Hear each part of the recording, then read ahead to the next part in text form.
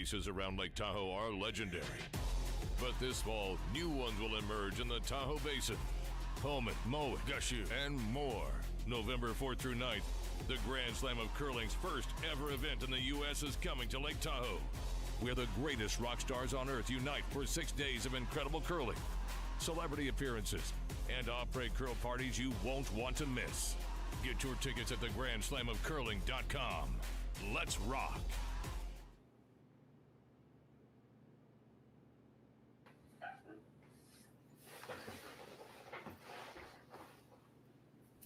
Hello, curling world, and welcome to the Friday morning draw at the Saville Grand Prix Men's Edition.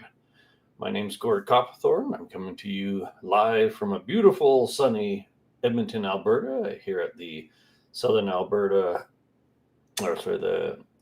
University of Alberta campus at the Saville Centre. We are featuring Team Davies versus Team Maeda this morning. And I hope you're here to enjoy a good match with me. So we see here that Davies is off to the early lead with his hammer. So we'll see what we can muster here in the first end. Thank you for joining us on Curling Stadium here on the SSN network. And for any of you joining us from across the world, perhaps even over in Japan, welcome and thank you.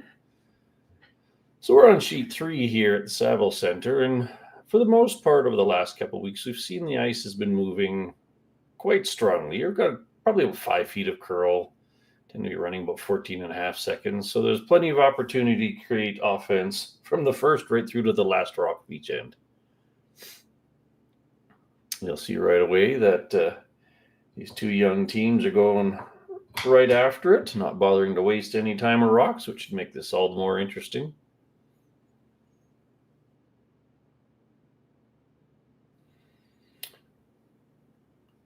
That kind of a play of coming to the nose of another rock in the top of the house has lost a little bit of gusto over the last few years. It was quite prominent a couple decades ago, but it does set you up really nicely, even though you don't get shot rock out of it early in the end. Zach's electing to split the house here, asking Adam Nagler to put one over to the edge and see if they can't generate a 2 in a calm and easy manner for first end.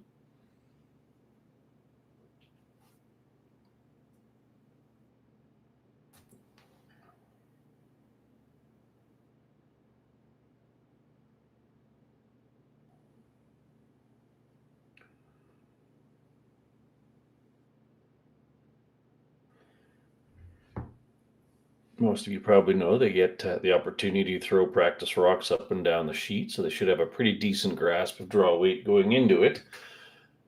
Fun little fact, inside-out draws, especially after the practice, tend to be about a third to a half second slower, so you can see that Nagler came up a little bit short of the target, but he is in the house.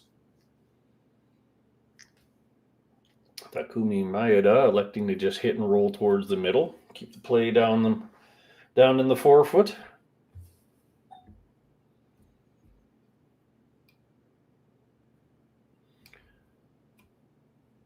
So this would be Yuri Kamikawa playing the soft weight hit and roll. That's a really nice weight to use, especially this early in the end. Get rid of a yellow, but keep your rocks in play and controllable.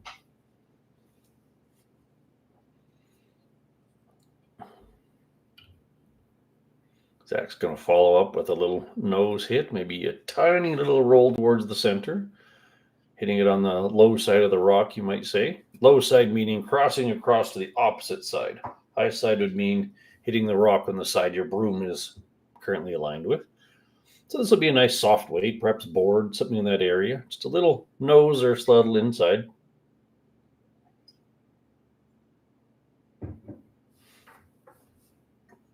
This is Will Butler throwing for second for Zach Davies today. They are members of the University of Alberta Golden Bears, so this is their home turf, so to speak. There you see it, that nice board weight nose hit. Does leave a bit of a double opportunity. Maeda be just as fine with a nose and stay, but a double would be awfully nice.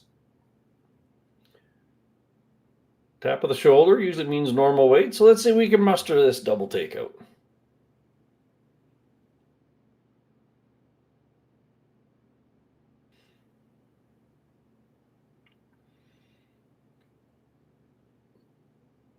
Oh, sweepers are on early.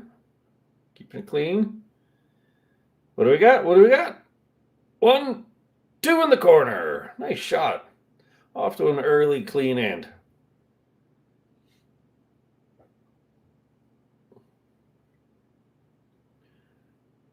All right, Zach keeping it calm. Hit and roll back to the middle. Worked for Maeda. It's his turn to try it. See if you can't get mostly under that guard, but not underneath that other red one. Don't want to make shots too easy for your opponent.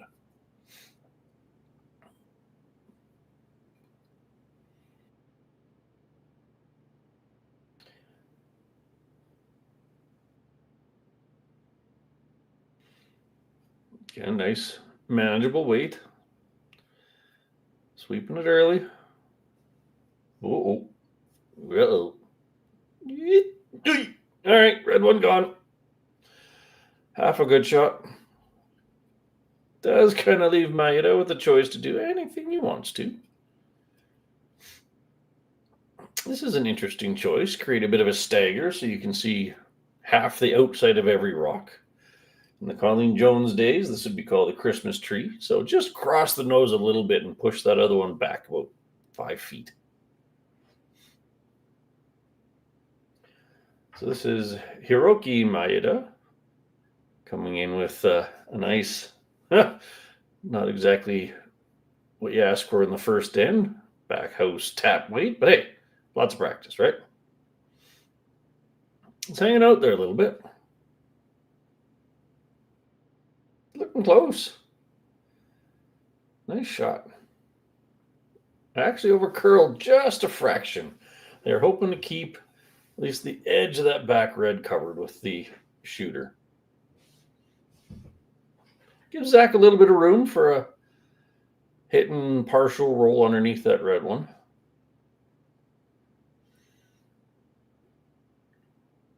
This is Ronan Peterson up to bat. Yeah, if he gets a tiny little roll, then Maeda will be forced to hit and roll away, and then Zach's got an opportunity to sneak in a 2.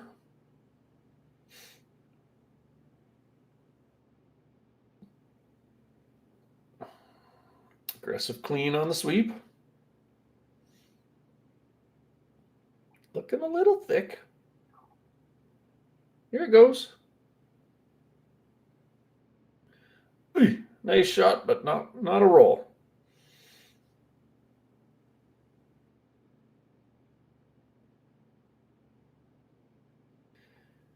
Maeda looking to roll away all the same. If you leave it right beside it, it would be a potential outside double.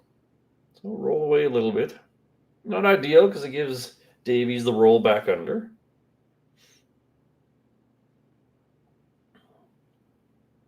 A little more weight on this one.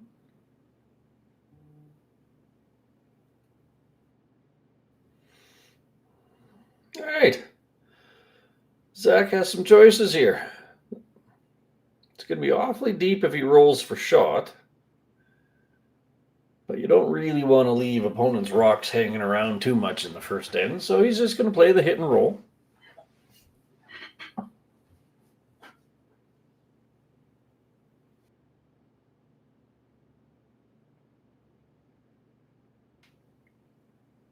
It's a bit of a longer roll, so he's up in control weight here. Ooh, he's on the outside half. Ooh, nibble, nibble, nada. Little bit of an unforced error there. That's certainly going to make things a little tougher for the local team. Maeda gets to practice his draw to the button again, which early in the game, that was a good time to do it. See if you can't just bite the edge of the button. Partially buried, bite the top button. Brilliant shot.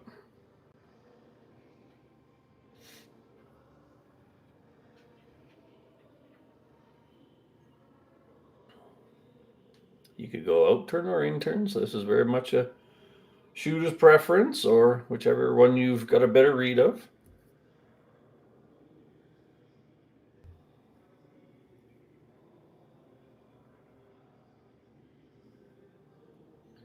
On the sweep early.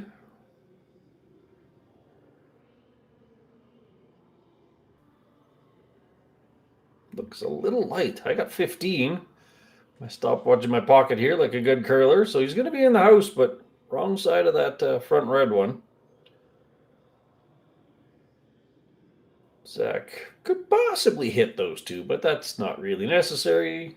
Partially buried, probably sticker red. So chase to the 4-foot. You get in there first, and now you got to skip the deuce on the line. Obviously, you don't want to be under the tee line. Give backing to Maeda. You also don't want to be truly on the button, because then if he freezes it, you're going to be hard-pressed to get a second one in. So ideal would be about a full rock top 4.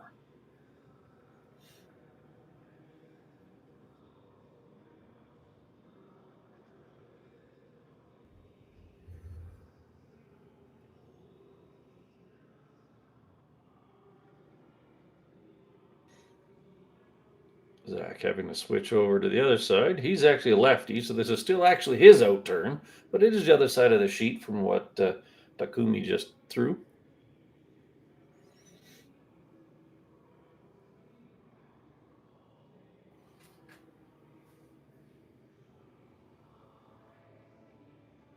Let's see what the local Albertan team has to show.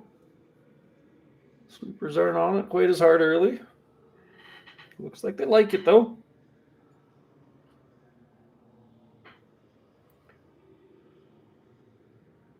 Got some room. Little bit spicy. Oh, a lot spicy. Significant spicy. That's unfortunate. All right. That leaves Maeda with the choice to do whatever he wants to. So he's going to stick with the same turn. Just threw it. Just got a good read. Just needs about 6 feet more weight.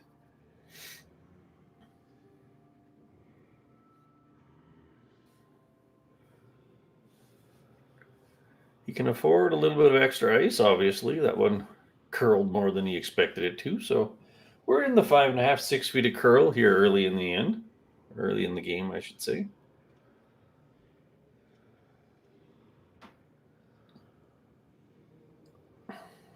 All right, let's see what he has for attempt number 2. Sweeper's on it early again, but not quite as aggressive, so it's got to be close. Here's that big swing, picking it up around the hog line. It's going to be close. Uh-oh.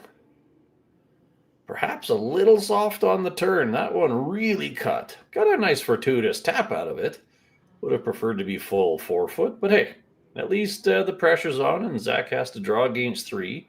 Needs a good piece of the button. Sorry, the 4-foot. So needs a good deep breath here.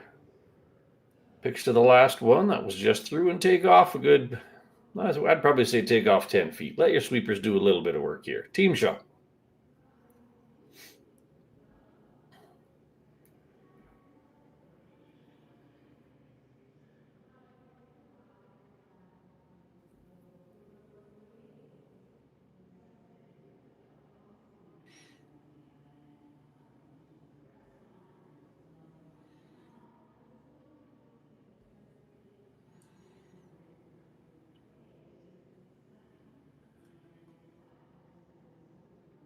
All right, here we go.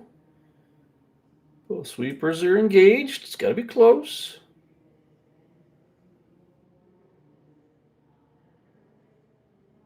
It's looking a little light. They got to work it. Keep working it. Work it harder. Work it harder. Ooh. That's not going to work out very well. Close, but not quite. That's 3 on the board for red. Maeda out with an early lead, but hey, the game is still young and anything can happen.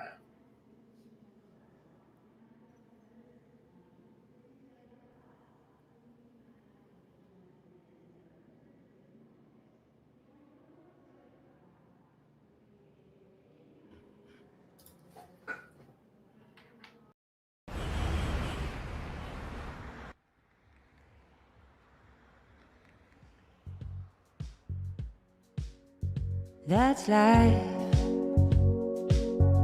That's what all the people say.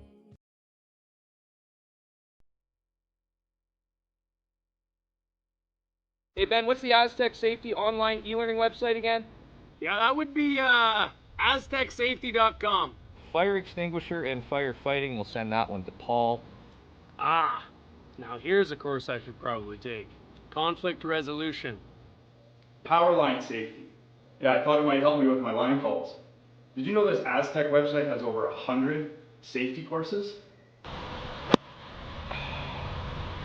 Jeez. Aztec Safety online course. Ground disturbance. Could have used that a few seconds ago.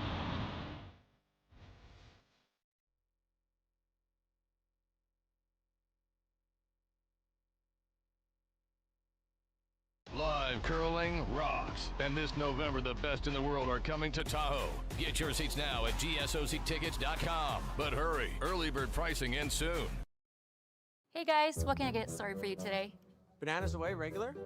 And I'll have the Rip Berry, but can I get vanilla oat milk and I'll add spinach and ginger? And can I substitute the raspberries for strawberries? Also add the chia and hemp seed, and definitely have the power booster and the collagen booster. And can I get that blended twice?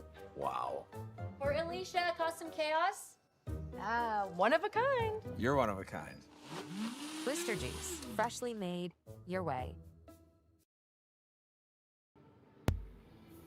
Welcome back, everybody. We're kicking off end number 2 here at the Saville Grand Prix Men's Edition.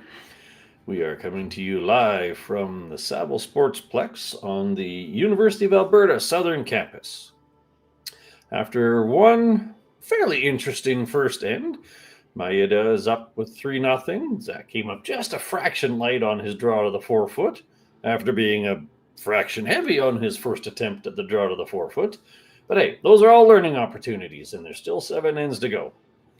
So we see here that Maeda's jumped into the 4-foot, and Zach threw up a corner guard. Pretty standard when you're up or down by a decent amount. That center guard's not quite in front of the other rock, so that might give Zach an open door later on in the end, but we'll see how it unfolds. Thanks to everybody, no matter where you are, for joining us this morning. Well, morning in our part of the world. Coming to you here on the Curling Stadium, part of the SSN network. And we certainly encourage you to follow all line scores across the event today on Curling Zone. Great place to see what's going on. So this is Team Davies from Canada, Alberta, playing against Team Maeda from Japan. I can profess to say I don't know a whole lot about that young team out of Japan, so this is quite exciting for me as well to be part of. Zach recognizes the need to be a little bit aggressive, so he's throwing it out into the corner guard here. Trying to entice Maeda to ignore it for a while and maybe keep playing down the middle, looking for a double or something along those lines. But you can see it just popped out the far side. There's so much curl in this sheet. So they're just going to try to hit and roll out. Burn a few yellow rocks in the process.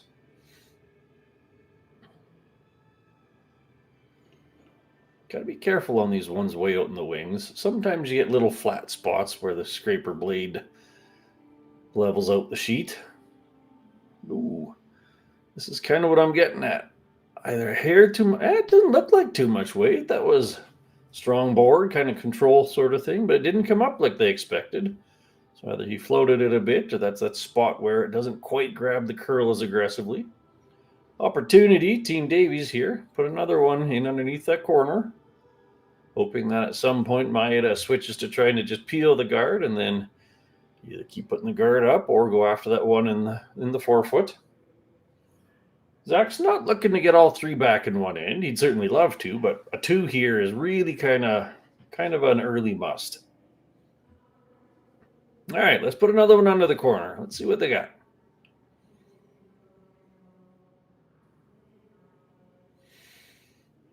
Early indication is a bit heavy.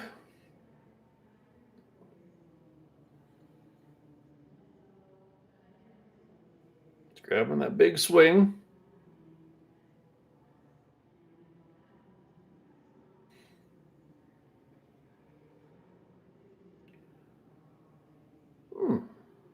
terrible.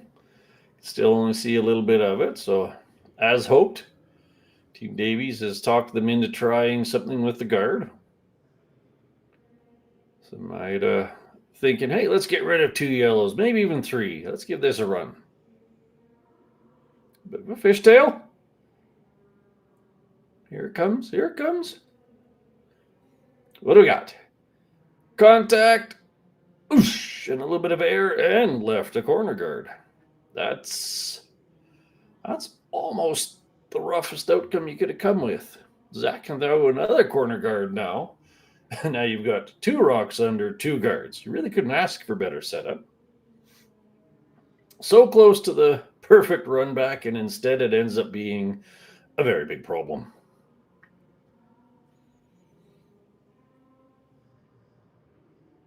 All right, let's see what Mr. Butler here has.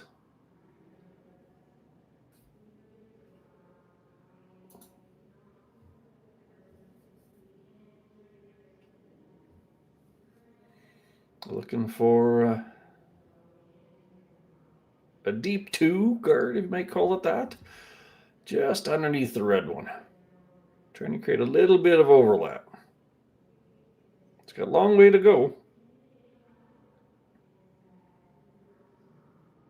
It's coming. It's coming. Well, it almost did it. That's pretty good. Pretty good. Just a bit of overlap would have been ideal to keep this kind of a run back out of the playbook. So the Japanese team, again, looking to move at least 2, if not 3 yellows.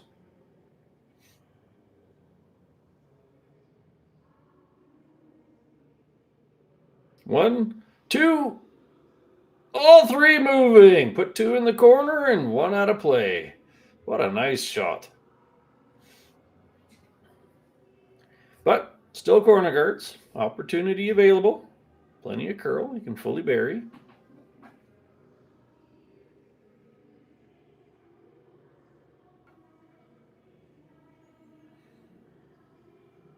All right. Ronan Peterson into the hack, trying for just above the tee line, fully buried.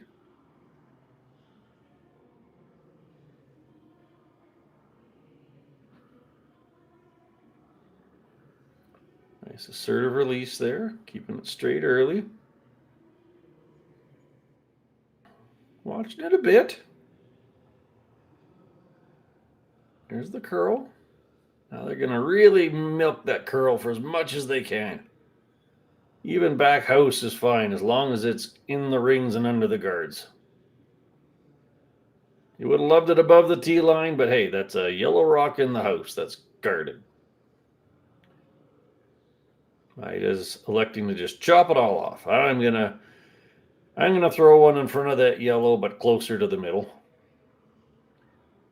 Same kind of scenario. Under the tee line gives a freeze back. Above the tee line is ideal.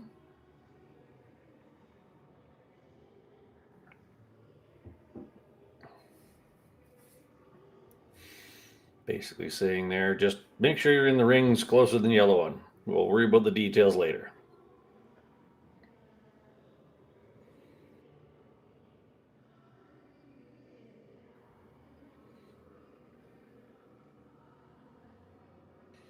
The Japanese team throwing a little bit of a quieter, softer rock than the Albertan team. So they're going to get some pretty strong curl. Here it goes.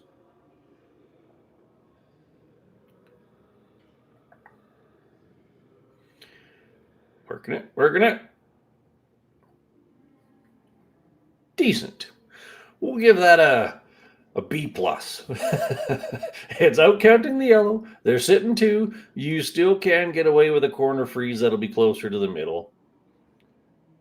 I'm not sure I agree with Zach on pushing that one through. There you go. This is a good setup. Call it a third of a rock freeze. Then you could actually play a shot to pop the red one out and roll to the middle. There's choices with it. But for now, you just need to be second shot. Even tapping it 2 or 3 inches wouldn't be the end of the world.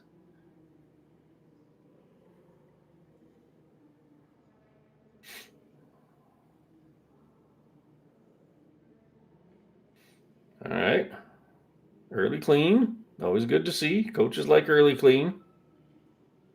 Oh, it's needs a little work. Working it in. Really close.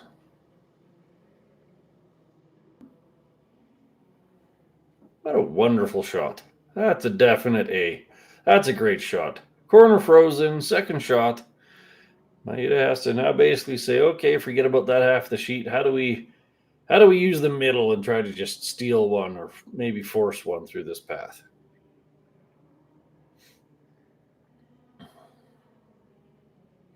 You could guard your own. You could outdraw the yellow one underneath of the tight red guard, making that kind of Christmas tree of overlapped rocks. You could be fully buried top four and just let that existing rock in the 4 foot be a dead duck. That's also fine. So there they go. They're electing with the what would be in turn or clockwise draw. Get it underneath that tight guard. Anywhere under the guard and closer than the yellow.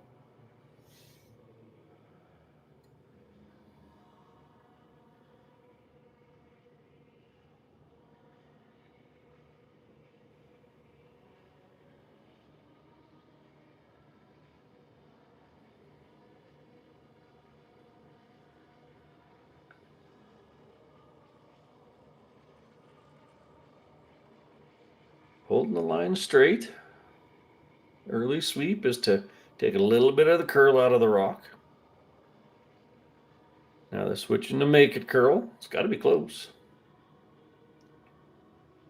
Full rock 8 foot. Ooh. Little hard to tell, but I think that's second.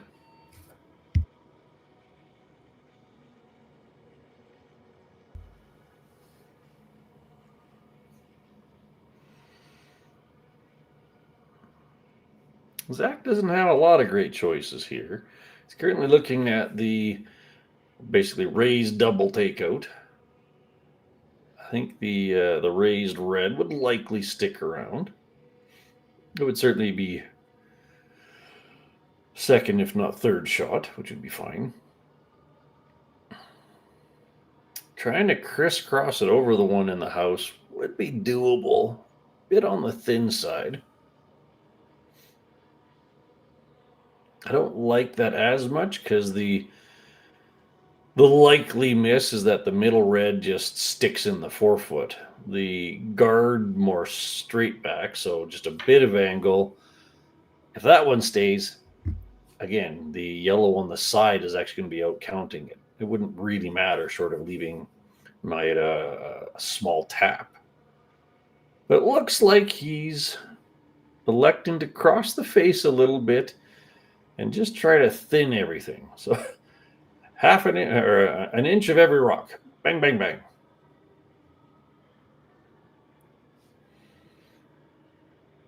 Zach's no stranger to these upweight hits, so let's see what he has in the basket this morning.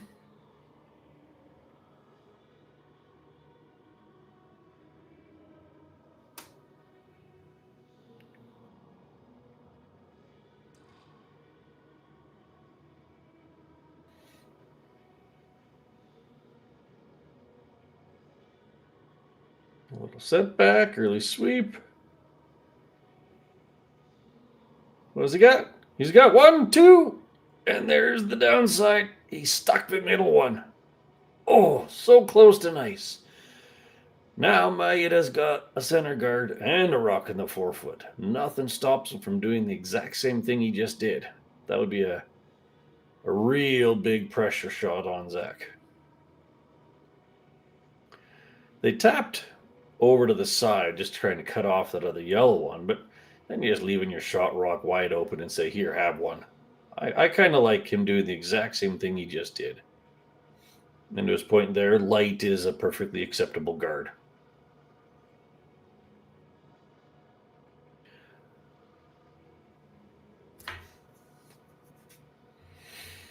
If you're going with the guard, you'd like to have a little bit of overlap.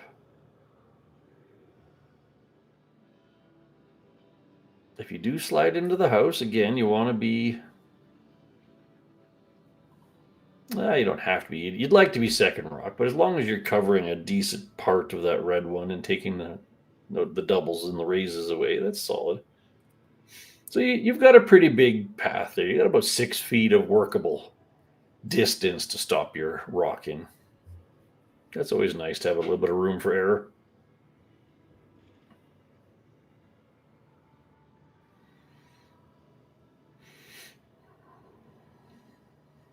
So basically the exact same thing he did.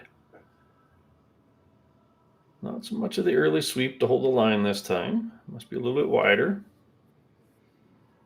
Or possibly a bit heavy. It's sliding for him. Don't really want to give an obvious double. Don't want to give a double.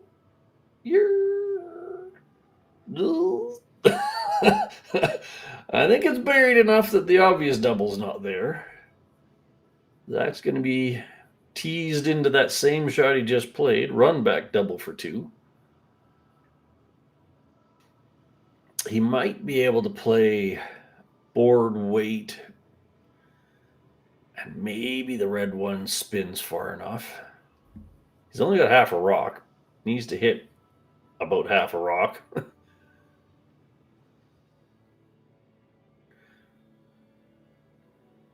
No good draw. That'd be pretty audacious to try to draw the button. He did just throw this.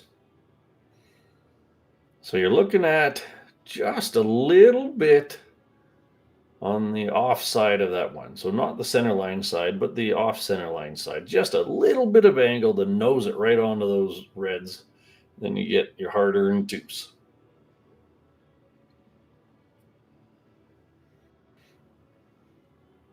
Oh, rock from the other sheet visiting. Hello. Goodbye.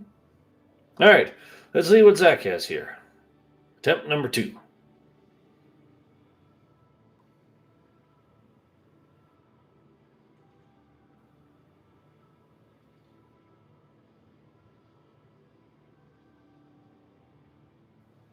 A little less of a pop on this one. They're going to have to work it. He did not set that one out to the broom. It's going to over curl. Oof! Tragedy, tragedy. That's another 2 on the board for Team Maeda. The score is now 5-0 after 2 ends. Lots of opportunities, but hey, we'll take a quick break and see what the third end brings us. Developed over a decade in collaboration with the finest ice makers this side of the Atlantic, the Pebblehead PB5 is nothing short of a triumph of sophistication and craftsmanship. Weighing less than half its lumbering copper predecessors, yet boasting 10-fold their durability, the PB5 delivers perfect, consistent ice, time after time. The PB5 by Pebbleheads.com, the apex of ice-making ingenuity for the roaring game of curling.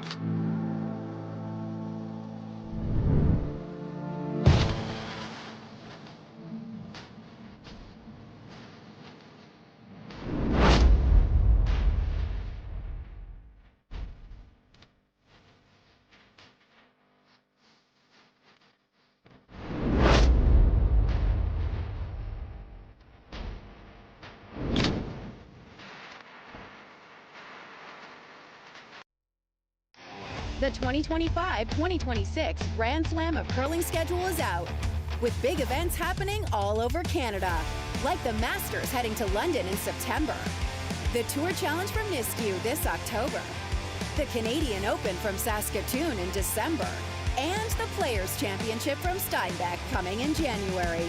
Early bird weekend and full event passes on sale now at gsoctickets.com. Let's rock!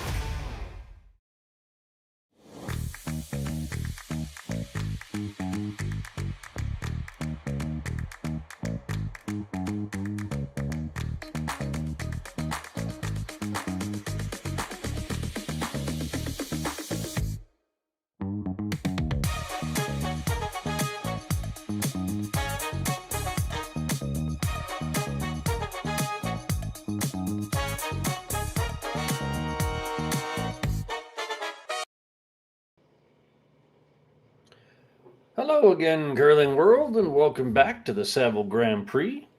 We're broadcasting live out of Edmonton here on Curling Stadium, part of the SSN network.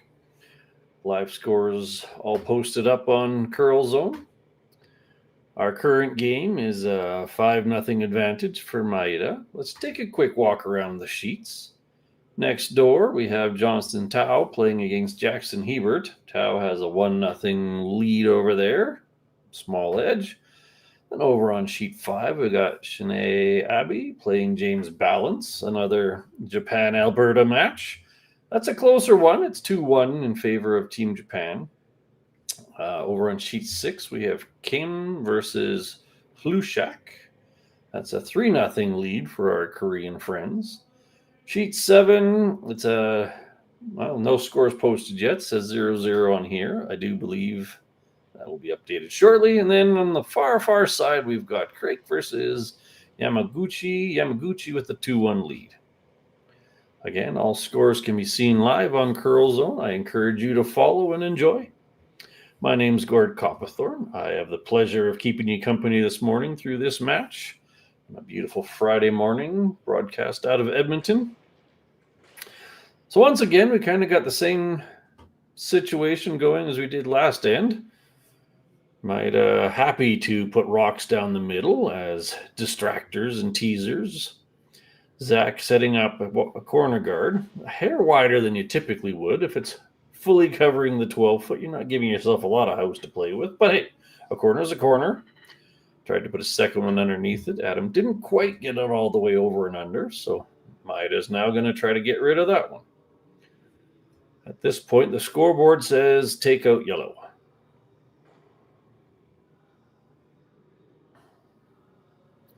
Haven't played a ton of rocks this direction, so it's possibly a bit straighter, but that was a beautifully thrown takeout.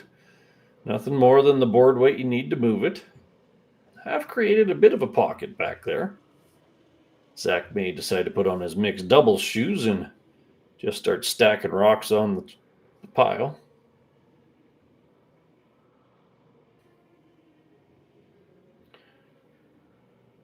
Corner guard. All right, we have a corner guard. Let's use it. I have no problem with that. Going to be a little hard to be shot rock with it out there that far, but right now you just need yellows in the house.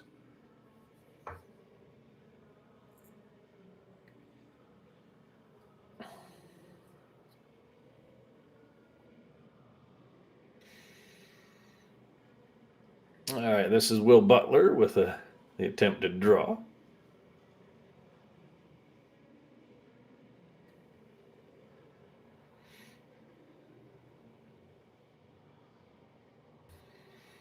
This one's hanging out a little bit as well, kind of like the first one. Not sure it's going to get fully underneath.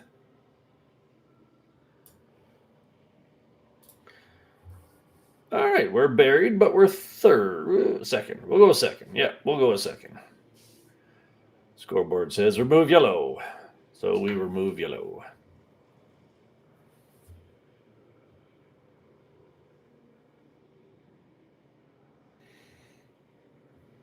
Yuri Kamikawa with the attempted hit and roll. Objective 1, hit. Objective 2, roll. Solid. It actually worked out. Now they're actually sitting 3. Yellow is definitely fourth shot. Zach's got to get creative. At this point in the game, any kind of a takeout for yellow is not really going to help a ton. So he needs rocks in play, backing, hiding, all those sorts of fun things. I like playing with these back two here. It's a nice 2-rock wide target to freeze on. If they play hit on it, then the red ones are going to move, and all of a sudden that side yellow is becoming a lot more useful. They're asking if they want to try another corner guard. Also perfectly fine. It's early enough in the end you could put 1 or 2 more attempts into the corner guard.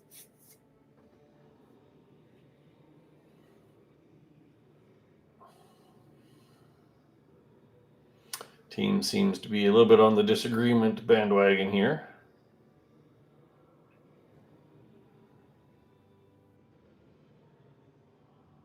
Yeah, that's totally fine.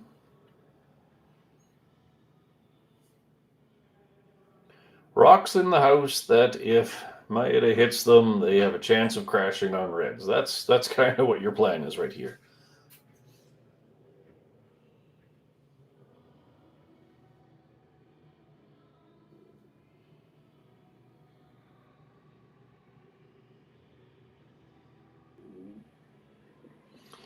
All right, looking to be top 4, deep 4, fully frozen, anything in that ballpark where the red-yellow rays just crashes into the reds at the back. Ooh, it's curling. It's really curling. Yee. Good news, no double. Good news, still possible to catch on the back ones. Not the hardest shot for the Japanese team. Just pick it out.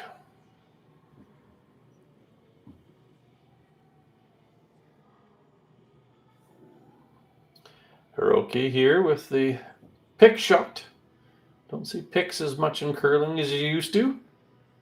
Excellent execution. All right, try again. Hasn't really changed a lot.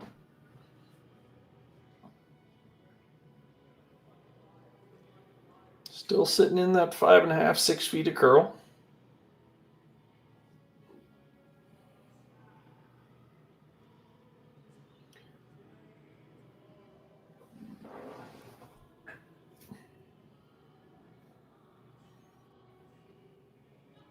There's that nice positive release they're usually after.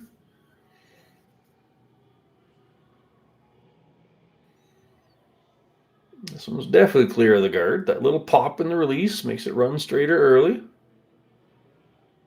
Most Canadian teams aspire to do. They do need to work this, though. It doesn't have a lot of weight.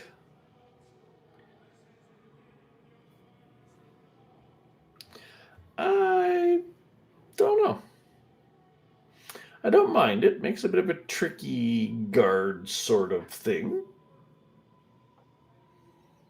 I don't think that red one catches on the yellow at the side.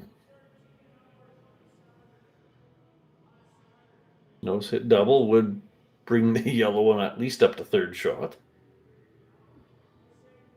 And all right, safe.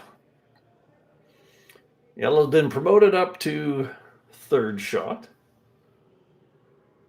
Have a partial guard on that yellow one. That was a helpful roll for the Davies team. This is a lot of weight for a very simple hit.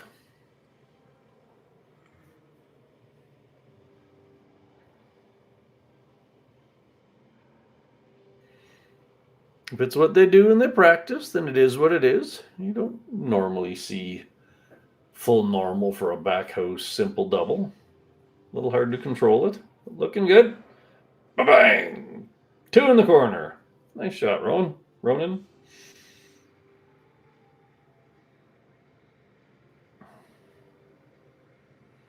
All right, now Maeda's basically saying, all right, you're earning your 2. I'm just going to trade rocks with you.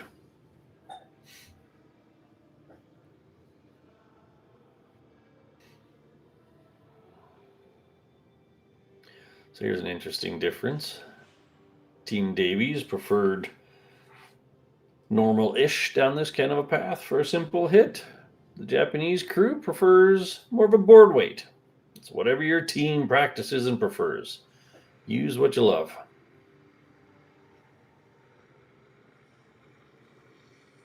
Hard on the sweep. It's looking decent. A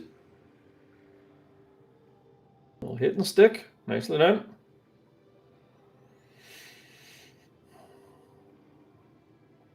Zach doesn't have to worry too much about nose. It would be too flat for a double, so he just needs to hit and stay preferably that side of the sheet. You don't really want to roll to the right too much. But hit the red and stay for at least second.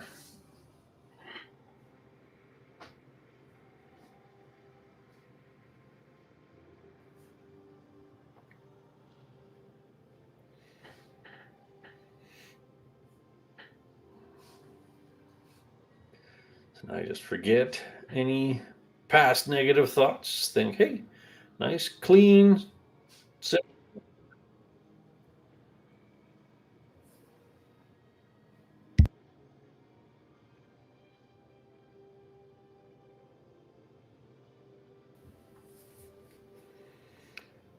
There we go. A little bit nicer release than on his last one. Sweeper's keeping it clean. There you go. Much better. Nice shot. All right, sitting two, it's flat. They're just going to try to move the rock to a different spot, make Zach throw a different takeout, and in theory say, hey, you got your two.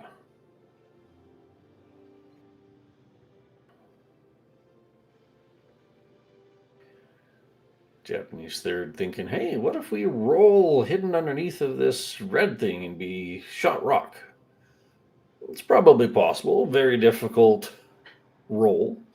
And then the shot back from Zach wouldn't all be that hard. He only got tapped about 4 inches. So just get rid of the yellow.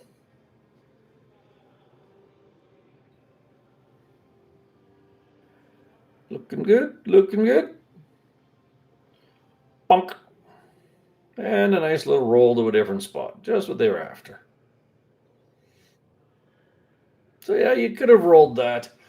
Another rock and a half. Been shot rock and partially buried, but that draw tap would have been pretty straightforward. Nice shot.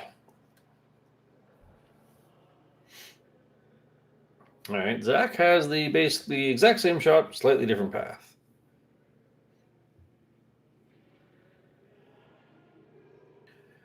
Nice little calm in-turn takeout for him.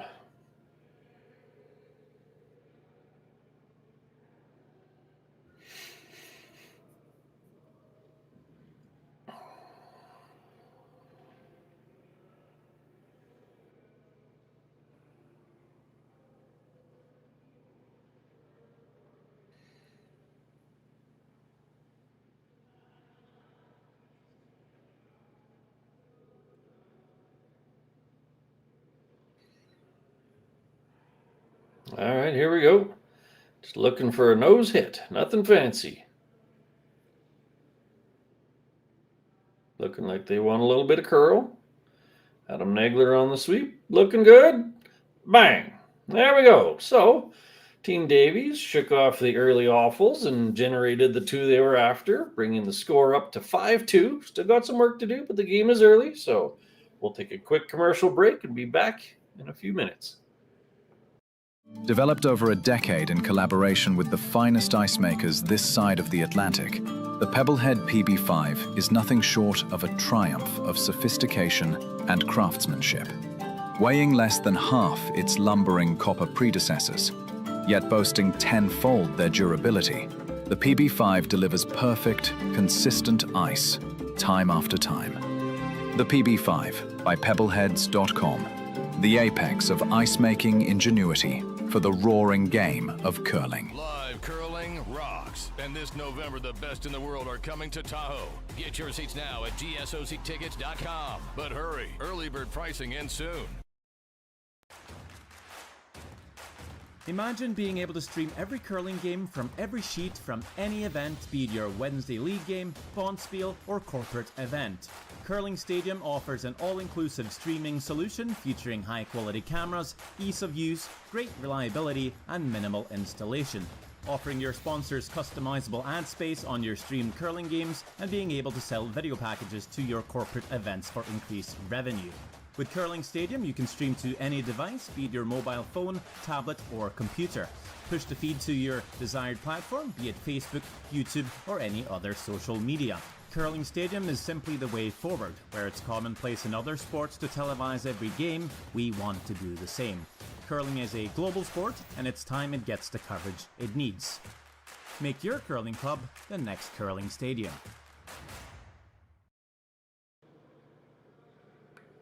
Welcome back, everybody. My name's Gord Coppathorne, coming to you here on Curling Stadium, broadcasting this early Friday morning draw of the Saville Grand Prix Men's Edition. Quick recap, we're going into the fourth end. Team Davies, they were kind of racing out in the gravel for the first two ends and gave up some unfortunate points, but they rallied back for a strong 2 in the third end. So let's see what their stealing shoes look like. First rock sliding into the house isn't your typical setup, but that's okay. You get 2 rocks in the free guard zone. Still opportunity to create one. The lead for Team Maeda, what's it? Mr. Tokoro getting a rare lead takeout. Those are always kind of fun to play lead. Zach now going back to the guard. Got to have a guard. In an 8-end game, you can't burn too many ends, so throw another one up front. Don't worry about that red one for now.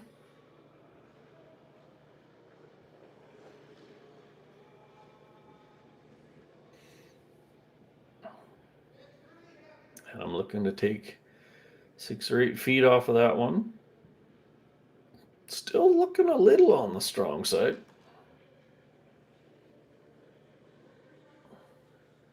All right, this will work. I'm not sure if it's touching the center line, so a tick would be a potential.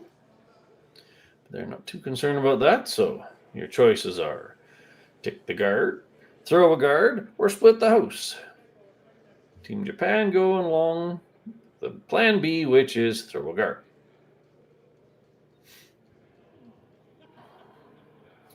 Up 5-2, a lot of teams would have taken a much more cautious and conservative approach and probably just split the house. But hey, this is their jam and they want to take advantage of it.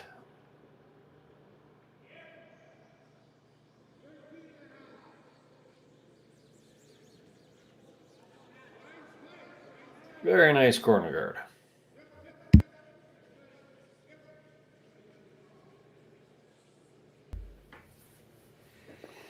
Zach's now going to make use of that center guard. You've got choices here. You can throw a double center. You could go under it early. Little unfortunate losing the first rock, so you don't have the double center that you'd commonly want.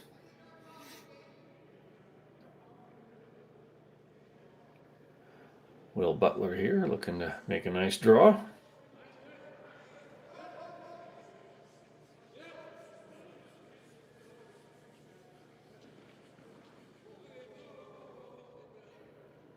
Setting up the second guard by the looks of it. Don't get them too tight. Certainly don't freeze them. I'm going to go with that was not quite the plan. I didn't see whether they wanted the guard or the draw, but they got the neither. All right, so Yuryu Kamikawa with the nice opportunity to clean up the front.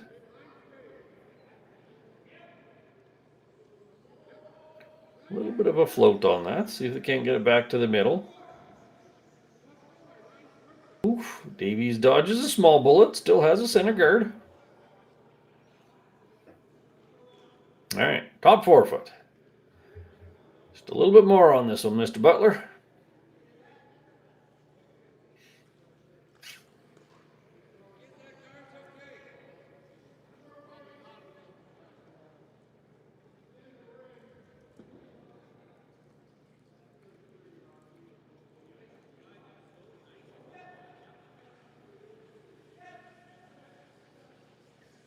All right, depth is not too much of a concern. At least part buried.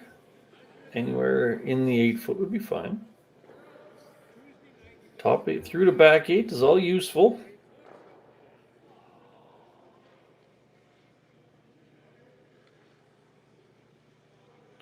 This one looks like they're going to help it curl a bit.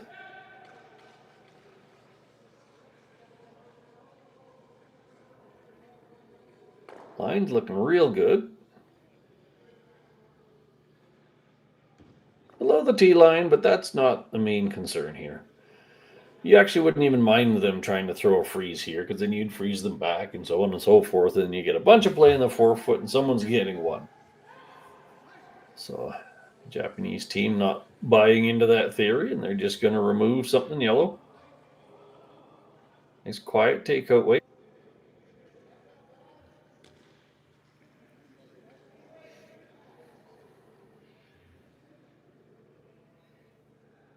This weight might even get up to nose on that one. It's gonna be close. Little flop out. Nice shot. Yellow one in the corner, 2 red in the house. So now Zach does have a bit of an opportunity. He can put one top 4 and actually leave a corner sticking out on his side of the rock. And then any kind of a hit by Maeda has got a distinct chance of catching on that red one that just rolled. So he's electing to ignore the reds, throw a little caution into the wind, and use the power of draw and hopefully some small mistakes.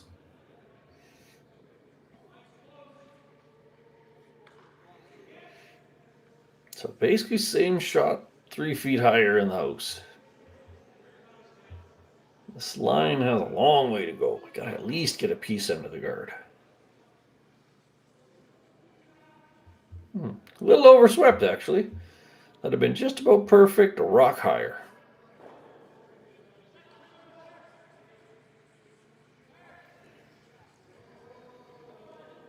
All right.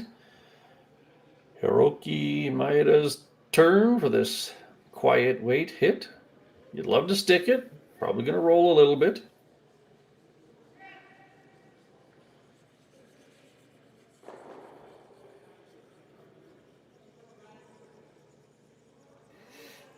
Looking good. Got to get it past the guard.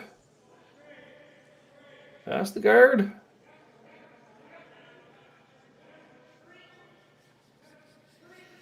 Well, Zach, how's your caution factor?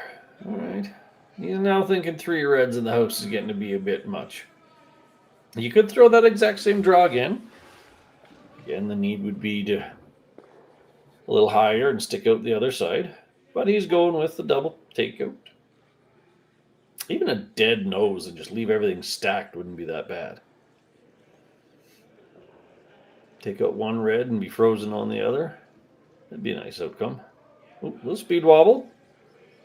Nice recovery.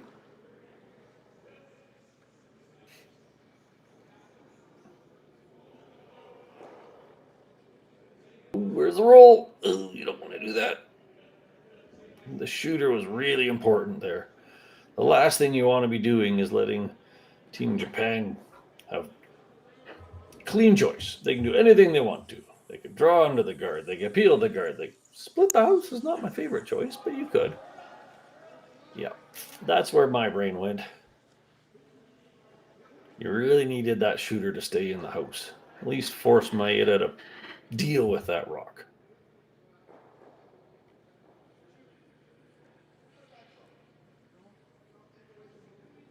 Maybe a little more, not much. Good job, Brian. Nice shot. Yellow one gone. Red one not in the middle. Team Davies now having to make use of what's out on the sheet, which isn't a lot.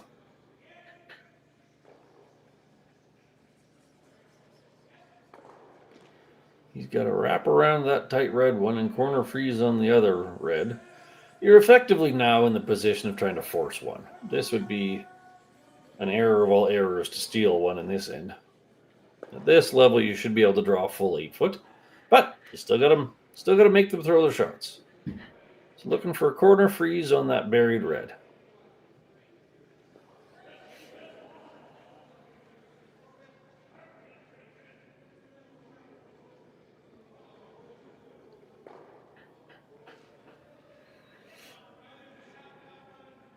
Zach's always been very good about being methodical and patient in his routine.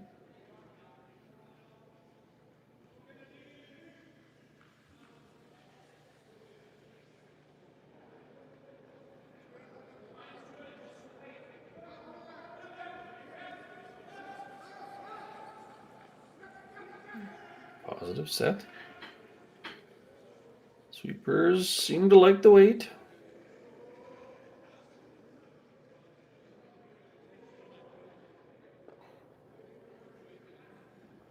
close. Creeping in. Creeping in. Sit down. Excellent shot. It's about the best he had in that situation.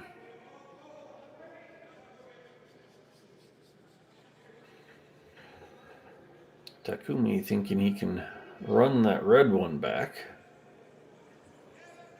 Nice thing is the angle's in his favor because he just needs to kind of pick that yellow one out. You could do about 7/8 of that front red one, and maybe your shooter even rolls over in at the top of the house. 3/4 is kind of the minimum. Depends on the weight you're throwing.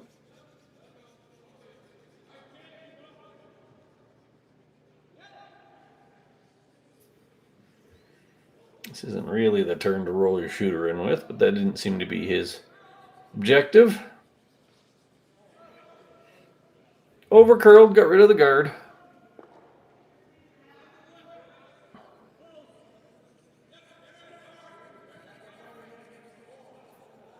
Zach and Ronan thinking, hey, how do we set up the force? What's the best place to go? Some people might say 4 foot. Some people might say in line with your own, which would be the greatest idea. Flat out split the house is fine. Something second shot without an obvious double.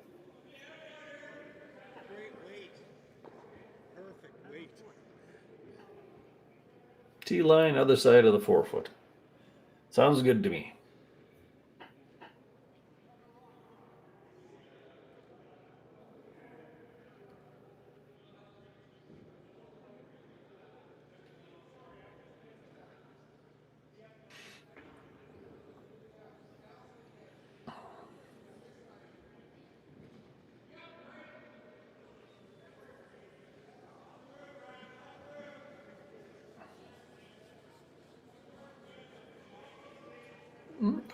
Looking good so far.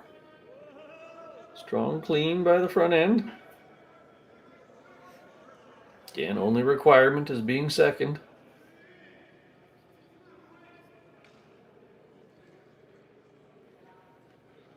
Kind of thinking, stop.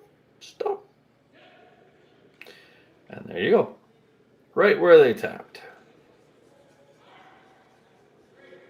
All right. Takumi Maeda with the draw or the hit, whichever one makes him the happiest. Theoretically, you could have left that yellow one a foot or two higher to take the hit away, but as previously stated, this is all about forcing one at this point, and they have accomplished that. So now you just think, hey, maybe he's a hair wide or a bit heavy and flops out a little bit or catches it a bit thin, so anything's possible.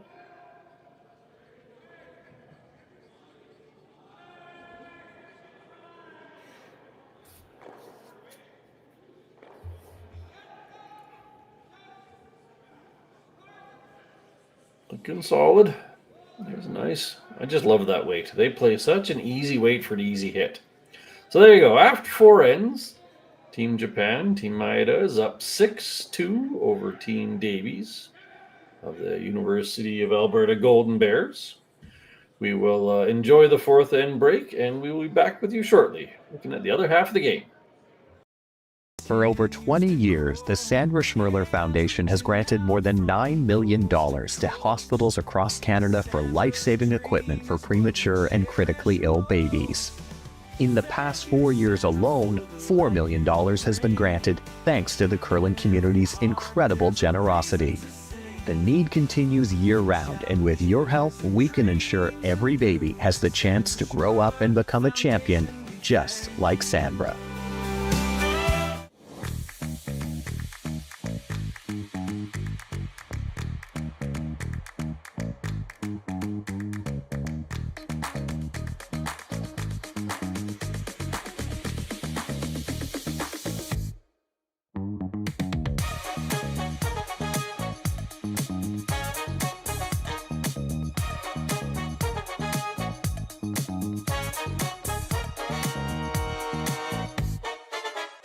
Hey guys, what can I get started for you today?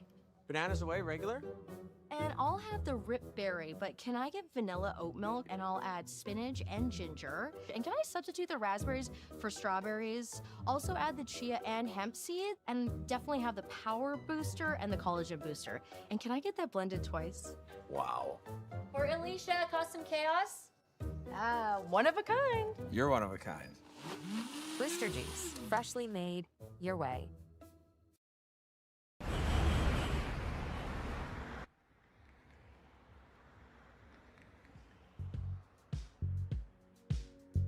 That's life. That's what all the people say.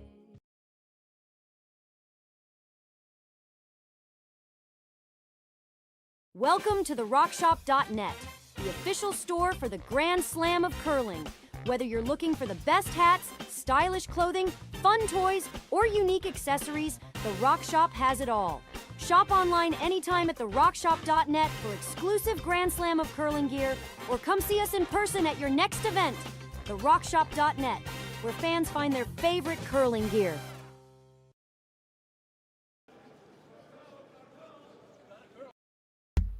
Welcome back, everybody. We are in the fourth end break on sheet 3 here at the Saville Grand Prix, the men's event. We are coming to you from Edmonton, Alberta. This is on the southern part of the University of Alberta campus, a beautiful complex that supports all kinds of athletes. My name's Gord Copplethorne. A big thank you to my producer today, Kaylee. They are all working their hardest to make sure that this runs smoothly and cleanly. So after 4 ends, we've had actually a really decent game for a bit of a lopsided scoreboard. A couple of untimely late end misses by Zach Davies gave a 5-point lead to Team Maeda. But again, it wasn't fundamental mistakes. And they have wisely switched to dialing up the aggressiveness a bit to try to generate twos. So despite the unfortunate stumble at the start, they took 2 and then gave 1. So there's still fair much in it. Another 2 gets you 6-4, and then maybe 1 7-4, and then 2. It's a mountain, but it's climbable. If we take a look around the rest of the sheets, of course, everyone can see the scores coming to you on the curl zone. So let's just kind of walk across quickly while they get ready for this 5th end. What do we got here? We have Johnston Tao and Jackson Hebert tied 2-2 after 3 on sheet 4. Shinya Abbey is posted as up 2-1 over James Balance. That score needs to be a quick update. Must be a tight one over there. Kim versus Hlusak is 4-1 in favor of Kim. Ryan Jakes, well, that's interesting. Ryan Jakes is posted as winning the game after 2 ends on sheet 7. Something unfortunate must have happened over there. Finally, we have Yamaguchi up on James Craik over on sheet 8. I believe that's the other game coming to you live this morning with Jim Nix, my colleague.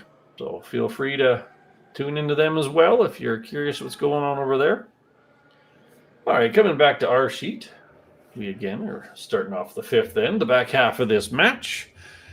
Maeda has a comfortable but not insurmountable 6-2 lead over Davies.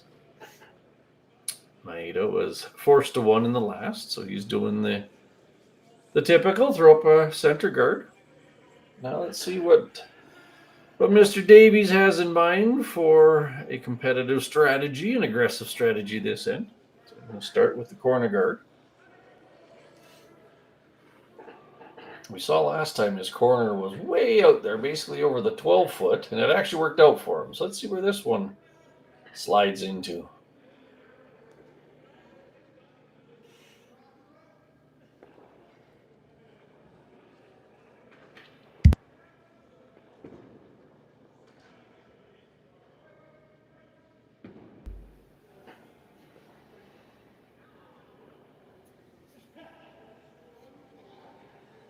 Sweep it to keep it a little bit straighter. All right, there's your slightly more prototypical corner guard, covering the mid to outer half of the 8-foot.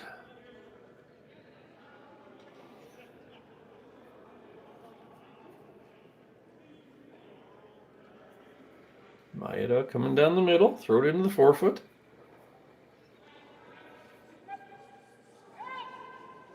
Some teams with a 4-point lead may have chosen to forgo the center guard and just bring all the play into the house.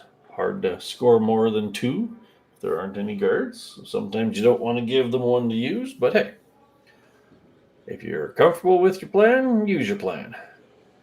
That's a really nice pair of rocks by Kakuto Takoro. A nice center guard fully buried underneath. Adam Nagler is being asked to throw just kind of a heavy draw. Back 8 kind of weight. Mostly to the nose of that red one. Just push it back a few inches. Just under the tee line.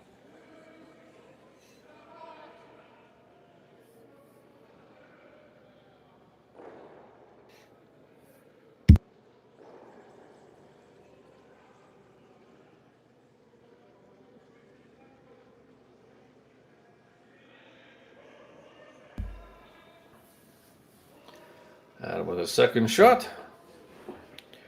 Calling it a little heavy. As long as it's not heavy and wide. You just got to get a chunk of that red one. It's coming across nicely.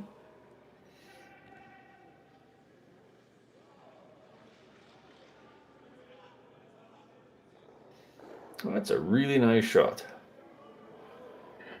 I wouldn't go so far as to call that heavy. That's about what they were after. Maeda being forced a little bit here. He's going to have to freeze back. No good hit at this point in time. His center guard kind of giving him a little bit of heartburn this end.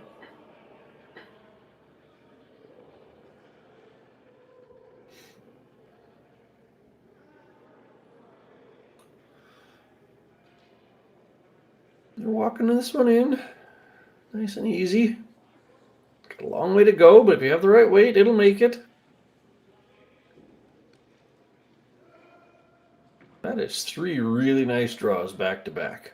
That's a great setup for an end.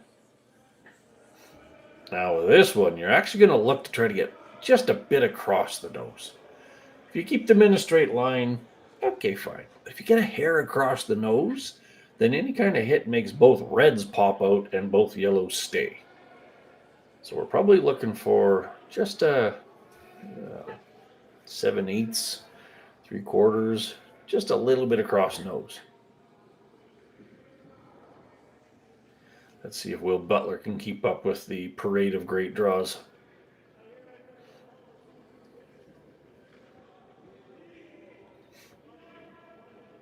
Bit of a sweep.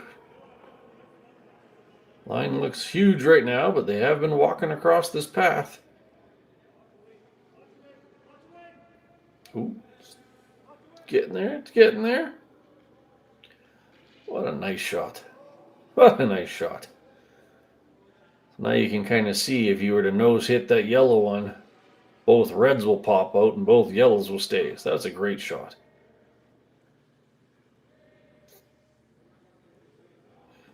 Bit intrigued by this. I would have thought at some point they might just get rid of the guard. Maybe your own and maybe the peel of shame, but at the same time, the guard is giving you more problems than these ones in the house. But right now he's looking to just pick out that middle yellow one. Tricky little shot. Oof! What a nice play. I wouldn't have called it. Didn't give yourself any room for error, but a really nice shot. But Zach could elect to just draw it right back in there. There's plenty of room and plenty of curl.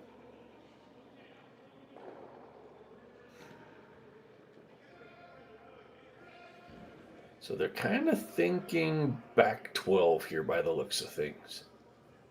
Again, you need to get to roughly nose of that red one. At least close to nose. Zach seems to want it pushed back a bit, probably to slide it down to 4th shot.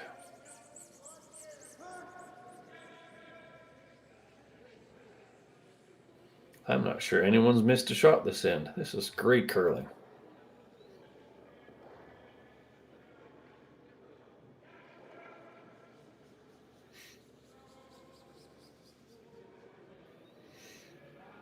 Sweepers on it early. They're thinking, hey, we need a little help here. But that's why it's a team game.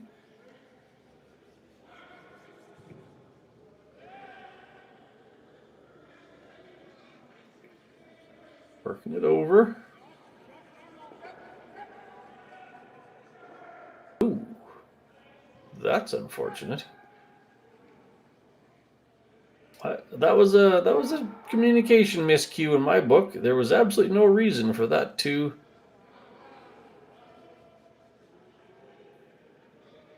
Oh, it's looking like they're saying it was a burnt rock.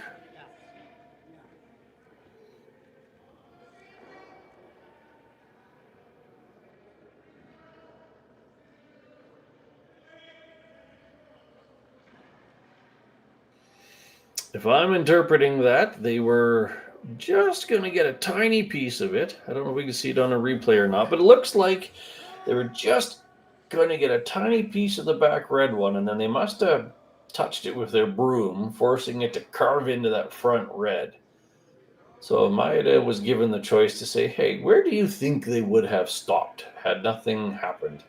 And they said, well, I think you would have hit about a quarter of the back red one. It moved back a bit, and the yellow rolled open. That's the fair and right way to deal with that situation. Truly unfortunate mistake by the sweepers there, but good sportsmanship and teamwork there to get the right outcome in the end.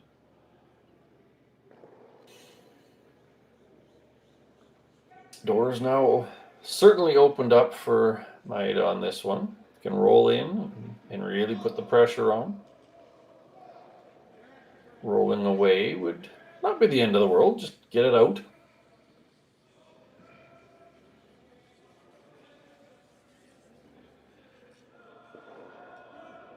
Right about there. That's another marvelous shot.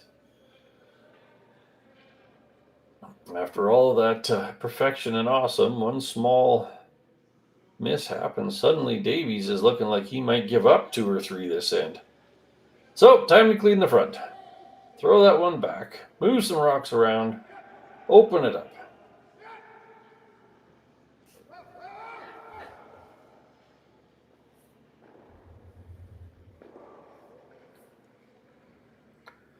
Here comes the cleanup shot. Sweepers are just kind of watching it. Looking a bit thin. Yeah, a bit thin. But hey, there yellow's the one on the front, and there's going to be a lot of red rocks moving if it's hit hard enough. Takumi saying, yeah, I don't want you to have that choice. I'm going to put a guard in the way. Right now, if this plays out as a trade of rocks, it's going to result in Davies having to draw the 4-foot. But at least it's there for him.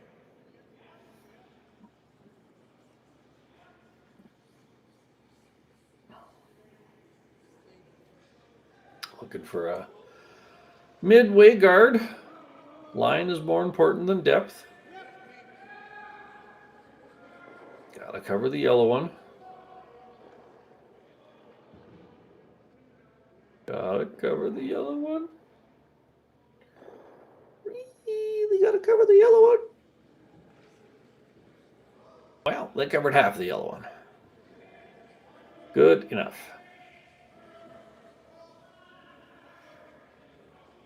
All right. Run back number 2.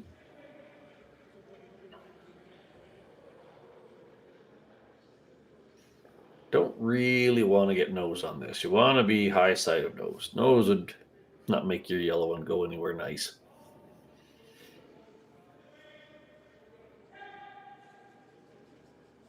Looking for the red, yellow, red rays. Red, yellow, red. Keep going, keep going. There you go. 2 in the corner. That's about the best you can hope for out of that.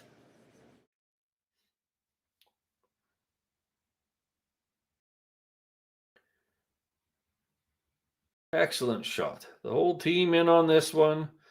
Angles were all in yellow's favor as long as you were high. Just like that. Bang, bang. Nice raised double.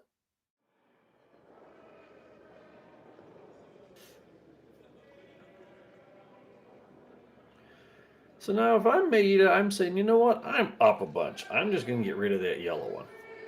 I could understand some other plays, but you know what? I'm up 4 points on Team Davies here.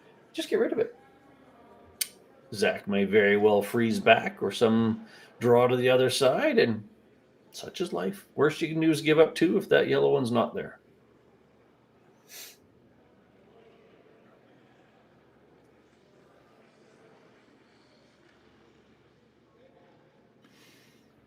We've seen him throw this nice, simple, clean takeout several times. He's throwing a little more weight this time than last, but that's okay. He just needs a piece. Very nice. That's a yellow parked in the corner, collecting parking tickets.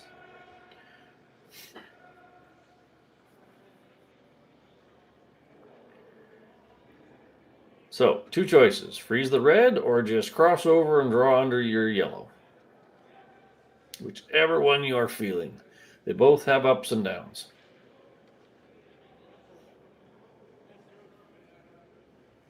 I think I'd go under my own yellow one.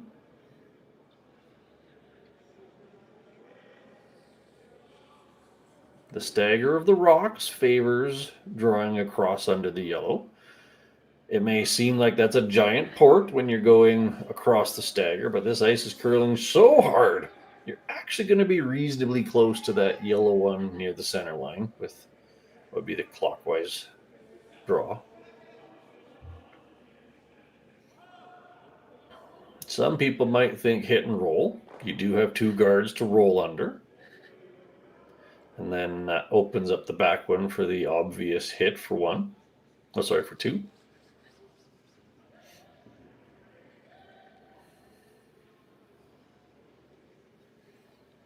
So going for the freeze.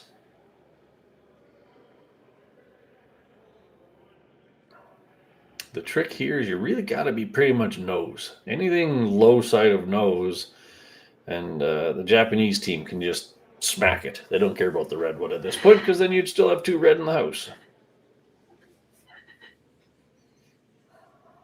I still think I would be drawing the other direction myself. You have a little bit more room for error. You have anything from top 8 to back 8 under the guard. But this is perfectly acceptable. Just got to make it.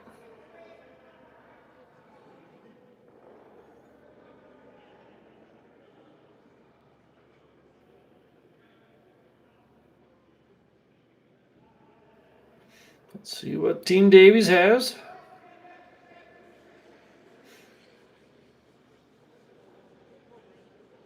Looking close early on.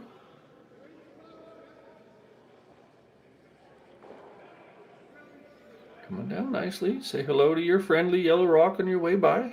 Get a bye, get a bye, get a bye. It's a very solid shot.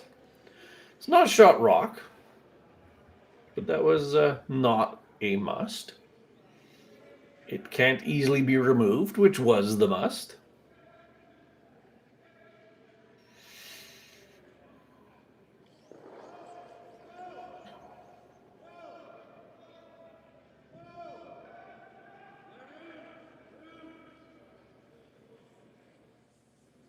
They're kind of looking at a variety of different choices here. And in summary, throw a red one somewhere in the way. Freeze the yellow, freeze the red, tight guard. Freezing the yellow would be ideal, because then something like that angle slash of the yellow guard towards the red one gets taken away. The only thing you wouldn't want to be is kind of heavy into your own back red one. That would make life pretty easy for Zach and friends.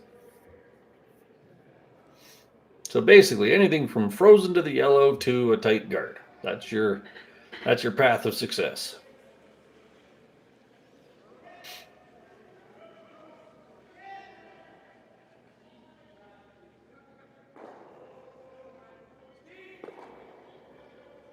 Every time I see that delivery, I think of our good friend Russ Howard. He also used the wide-out rigger broom like that.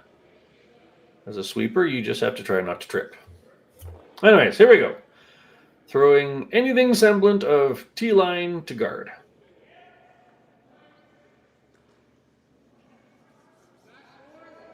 Good. Looking good.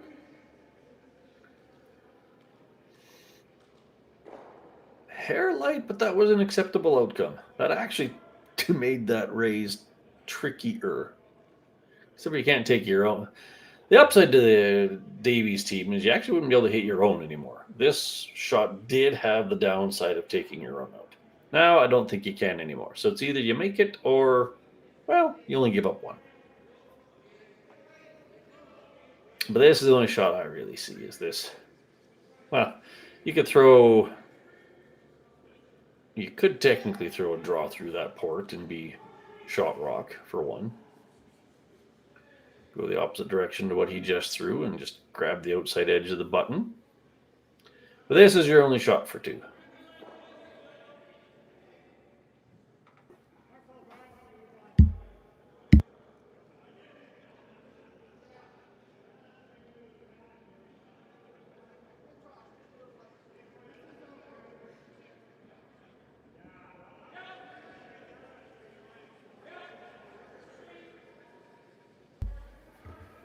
All right, Zach with the tricky slash hit coming up.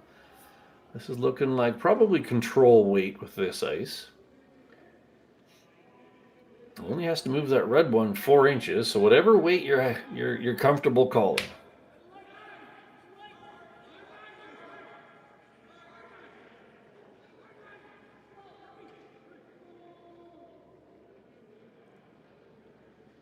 Zach certainly has had some tricky shots this game.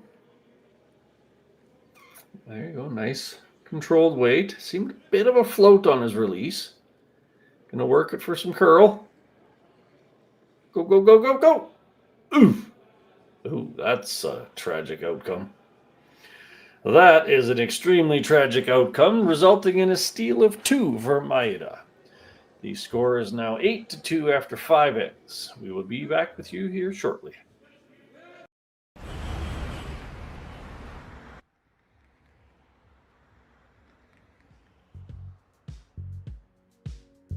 That's life.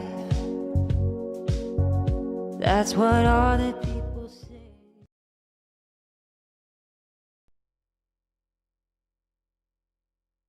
Hey Ben, what's the Aztec Safety online e-learning website again? Yeah, that would be aztecsafety.com. Fire extinguisher and firefighting, we'll send that one to Paul. Ah, now here's a course I should probably take. Conflict resolution. Power line safety. Yeah, I thought it might help me with my line calls. Did you know this Aztec website has over 100 safety courses? Jeez. Aztec Safety online course. Ground disturbance. Could have used that a few seconds ago.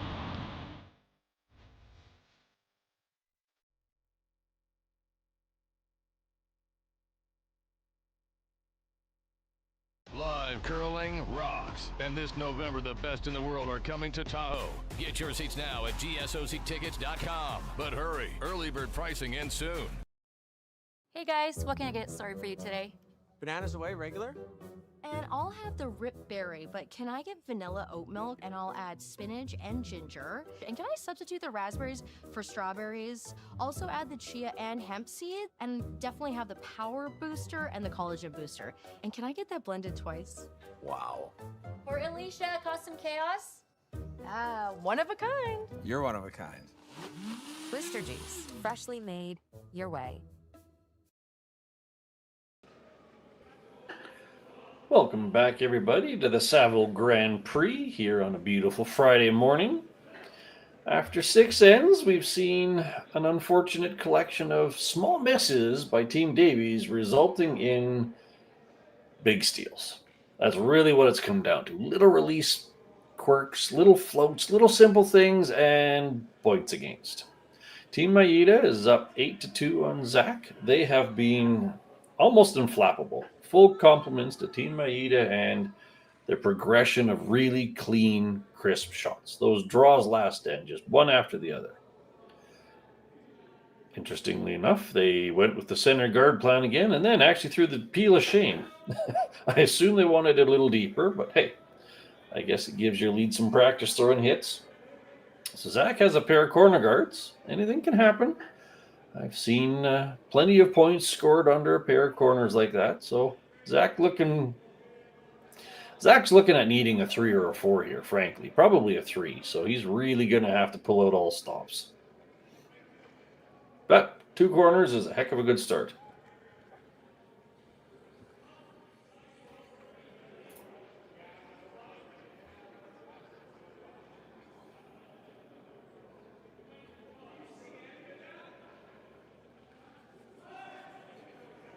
This one's coming in quite nicely. You don't want to be too high, because then you have no room for more of your own rocks. You don't want to be too low, because then they can freeze to you without any complexity. So yeah, something around there. Maeda's just going to settle on peeling his own guard again. Try number 2.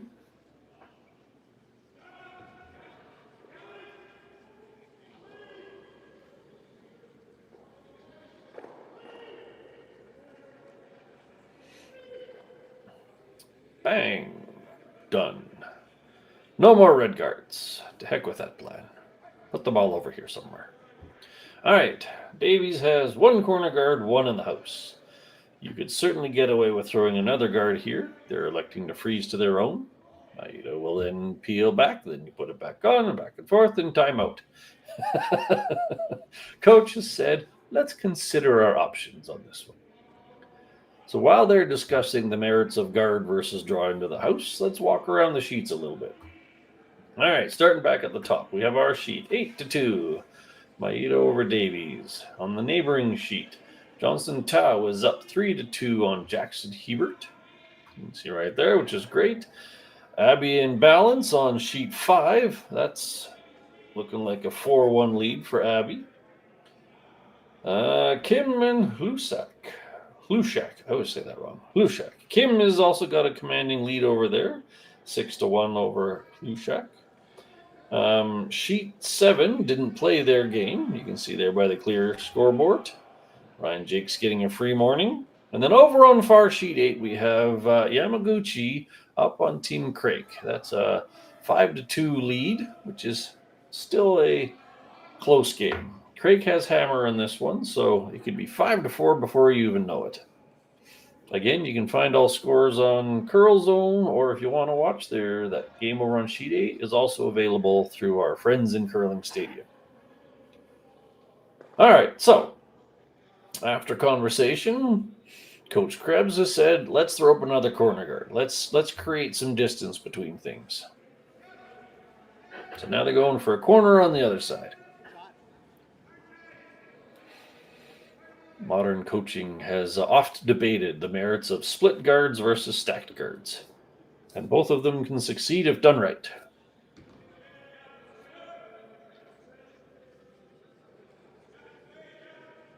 The theory with split guards is it's significantly harder to get rid of 2 of them. Stacked guards, you can do a run back double or that sort of a thing. That has some angle. There is a double peel there. This is the scenario where turn matters. So in this case here, the turn that crosses the face rolls higher but needs more power. But it is the better slope for the roll. You do run the risk of exactly that, leaving another guard. The clean and simple there would have been just peel guard. Be done. Don't worry about the second one. That's an oops on the Team Maeda's side of things, and Zach's going, yahoo! I got another guard. Put another one in the house. 3 is an option now.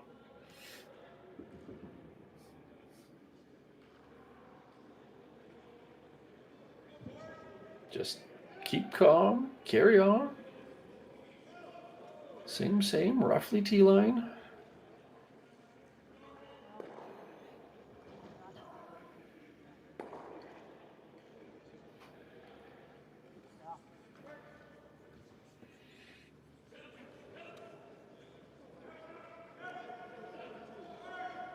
It's looking close, a little heavy. Just got to be in the house. Right there. Would have been nice. But hey, rock and play. All right, so the last peel got filed into the bucket of bad by Maeda. Now he has to decide what's the bailout in this. We could freeze, we could keep peeling, whatever makes you happy. This one, you just want about a quarter of a rock, and maybe you hit that yellow one on the other side. But let's get away from this plan of hit and rolling. Outside peel. And there you go. Bang, bang, double takeout. That's a nice recovery from that last peel. Now Zach's got to put it back.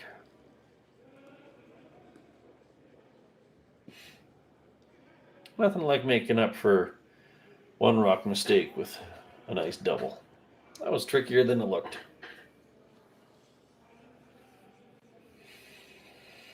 All right, Mr. Peterson, time to put a draw in there.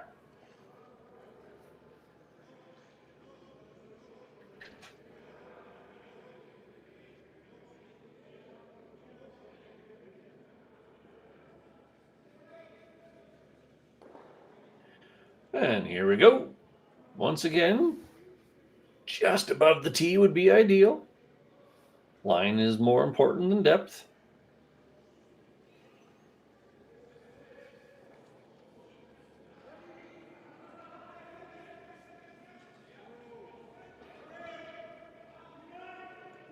Okay, maybe a little bit more depth than that.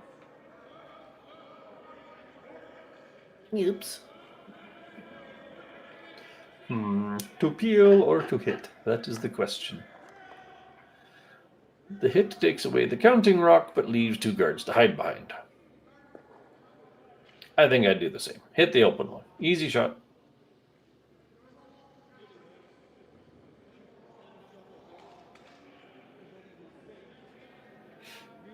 Another unforced error on the Davies side, unfortunately. But it's usable. Could be split, could be drawn behind. See if this one stays in play. Donk. All right.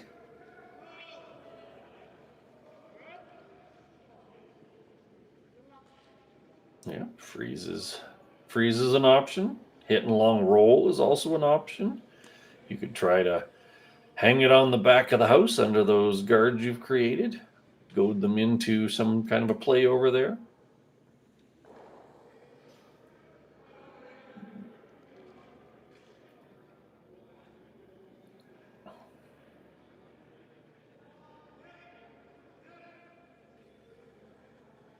Mr. Peterson looking for a slightly better draw weight on this one.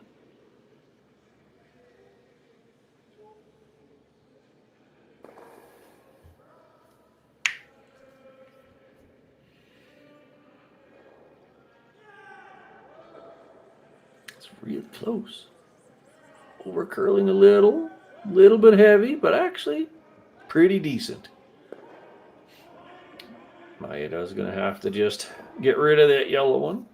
The red behind it's of little consequence, as long as you leave a red in the house. If everything disappears, then Zach's got the chance to split or draw under.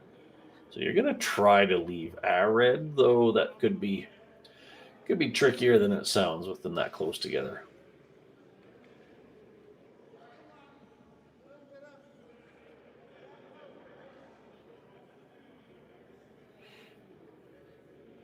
It's got some weight. Sweeping for the curl. Ooh. The sound of silence. Two big errors by Team Maeda this end. That is a door that Zach is willing to walk through.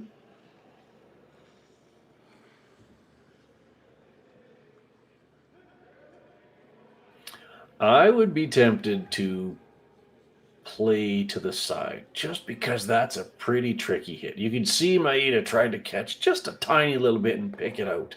That's not easy to hit. So you could very easily go off to that right side as we're looking at it. Draw underneath, split those front two. That would be sneaky as all heck. Split the short one on, roll the shooter to be half on. Then hits are not in the house. That's how you milk a 3 or a 4 out of this. love the freeze. It's already a hard hit.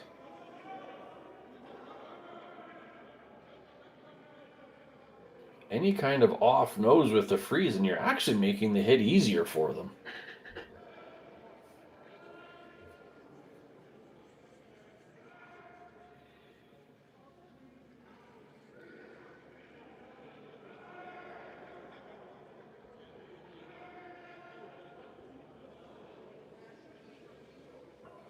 So here's the plan. Draw underneath. Make him play that hit again. Most likely outcome is all 3 rocks go away. Then you split the front one for 3. You could also split it now. And if you miss the split, your rock just hangs at the back of the house, because then you've practiced it for the next one. But I like this. I like this. Draw for 3rd rock. Somewhere over underneath that pack. Oh, we just took less ice.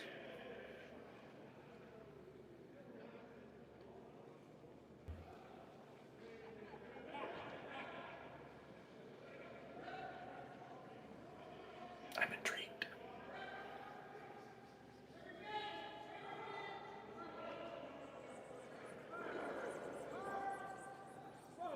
Nice draw. Watching that front rock intently. Ooh, it's going to overcurl. Ooh. That looks a bit light there. Take it. Hey, nice split. Nice split.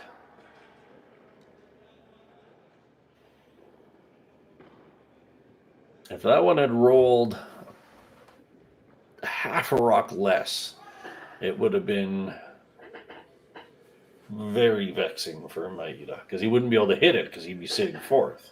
Technically now he can hit that one and sit 3rd. Zach has a bang for 2. Don't mind giving up 2 when you have a 6-point lead. I would probably just exactly hit that one. If you want to get real cute, hit and roll in front of that yellow-red pair.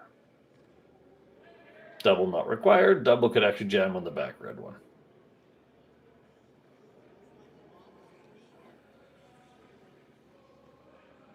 I would hit and roll to the left side of the screen as we're looking at it. Try to roll right in front of that yellow one.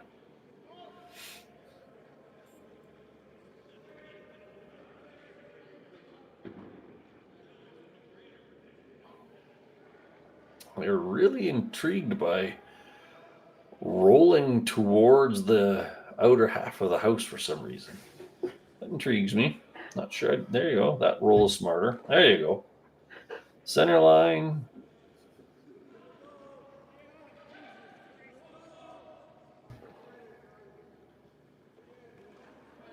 Just going to roll far enough that the double is not possible.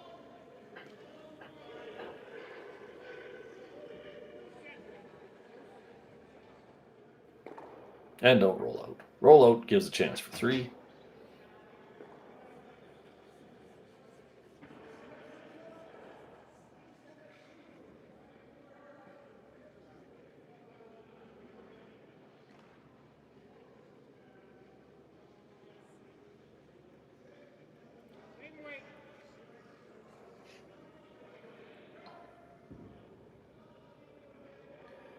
Nice shot.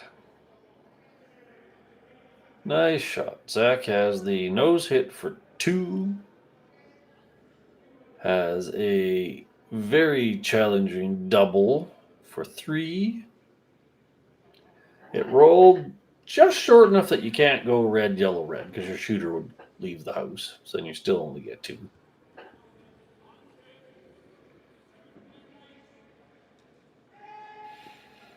That's a skinny little double. Almost kind of need to try it, though. Getting 2 here is not a big enough pile of reward. If you're looking for the pot of gold at the end of the rainbow, better have more than 2 rocks in it.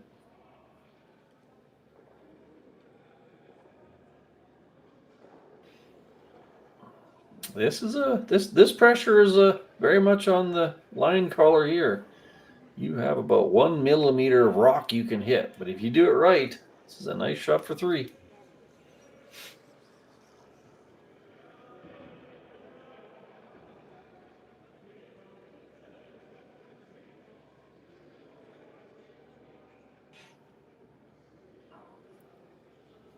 Zach and his nice patient routine.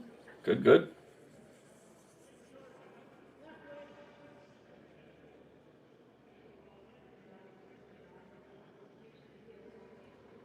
Trying for the nose double. Here we go.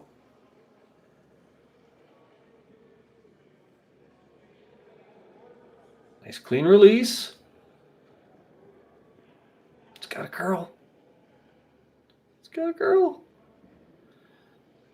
Oh, he's trying the slash. Ay.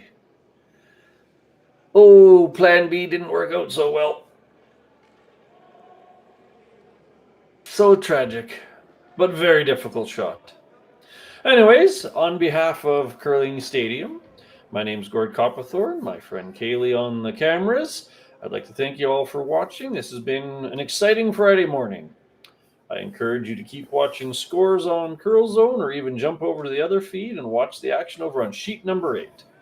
So on behalf of all of us, thank you for joining us and have a great day.